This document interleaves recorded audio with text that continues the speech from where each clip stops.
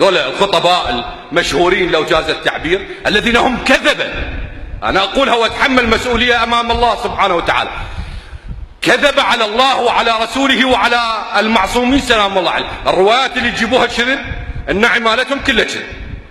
السيد الشهيد قدس الله نفسه كان يقول، واختم بذلك الخطبة، انه النعي بلسان الحال، هاي كأني بلسان حاله يقول ويصيح واذ الله اين عشيرتي، وكأني بلسان حالها تقول انا لحقتك على ريحة الخوة، كانها ما جاية لا رب العالمين ولا الامام الحسين سلام الله عليه، شغلة عشائرية واخوية، انه تحب اخوها وجت وياه، هاي لا اكثر ولا اقل. شوف يروون هم نفسهم ذول الدجلة، انه الحوراء زينب عليه السلام قال لها الحسين احنا رايحين الكربلاء امشي ويانا، فقالت لا انا ما اروح الكربلاء، شو اسوي رايحه؟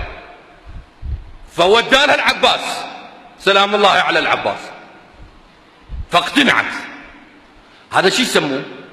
يسموه كذب وانحراف عن خط الرسالة المحمدية، يعني يطلعون زينب سلام الله عليها إنسانة أدنى من الدنيوية، مو دنيوية، هسه الدنيوية هم من أخوها الكبير يحكي وياها هم تقتنع، لا أدنى من الدنيوية.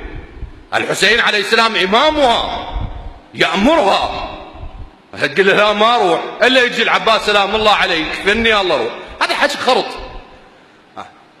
من الحكي هذا النواعي طبعا 99% وتسع أعشار منها حرام وكذب على المعصوم عليه السلام، وقد أفتى بذلك السيد الشهيد قدس الله نفسه أن النعي بلسان الحال حرام.